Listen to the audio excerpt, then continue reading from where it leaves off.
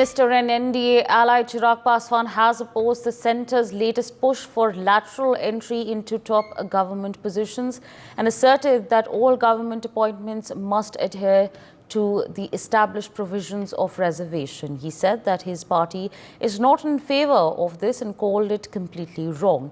He also said that that he will raise these issues with the central government. Let's in fact listen in to what he said.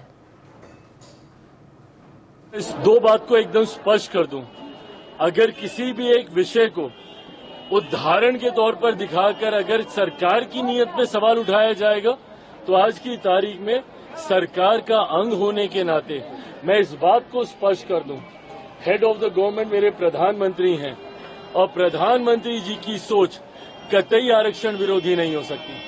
पीछे कुछ दिनों पहले जब अनुसूचित समाज में भी आरक्षण को लेकर मतभेद को पैदा करने का प्रयास किया गया था, सुप्रीम कोर्ट के द्वारा जिस तरीके से उसमें अलग अलग प्रावधान बनाए जाने की बात कही गई थी, उस पर भी मेरे प्रधानमंत्री ने स्पष्ट तौर से कहा था और ये कैबिनेट की मीटिंग में ही इस बात को कहा गया था कि आरक्षण को जिस तरीके से बाबा साहेब भीमराव अंबेडकर ने जो प्रावधान बनाए हैं वही प्रावधान वैसे ही लागू रहेंगे।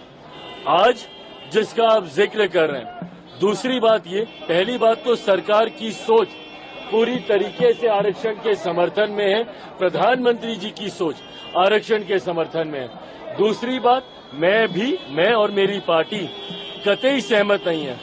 आज जिस तरीके से कुछ पदों के नियुक्तियों के लिए डायरेक्ट बहाली के लिए सीधा वहां से डिमांड्स मांगी गई है जिसमें आरक्षण का ध्यान नहीं रखा गया है, इस बात के मेरी पार्टी भी पूरी तरीके से खिलाफ है। देखिए मैं All right, so there you heard it. Meanwhile, joining us at this point of time is my colleague Ritesh Mishra. Ritesh, Union Minister Chirag Paswan is completely opposed to the idea or, the Modi government's biggest lateral entry push. If you could take our viewers through what exactly has he in fact stated?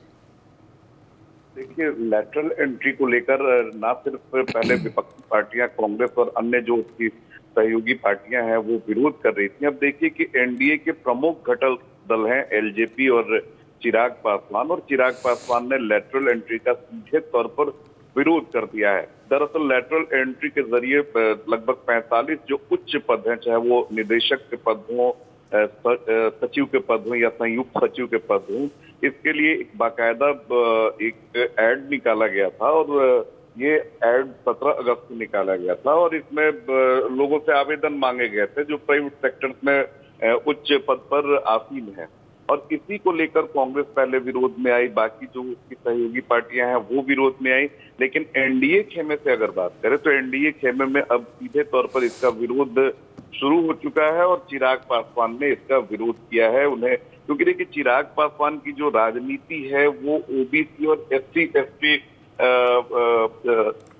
जातियों पर आधारित उनकी राजनीति है, और यही कारण है कि चिराग पासवान ने इस पर अपना विरोध जाहिर किया है।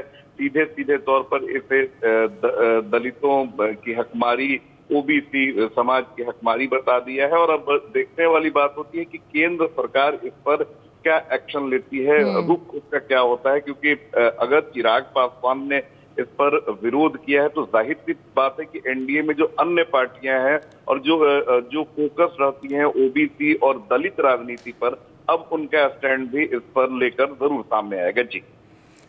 For more such videos, subscribe to the NewsX YouTube channel, hit the bell icon.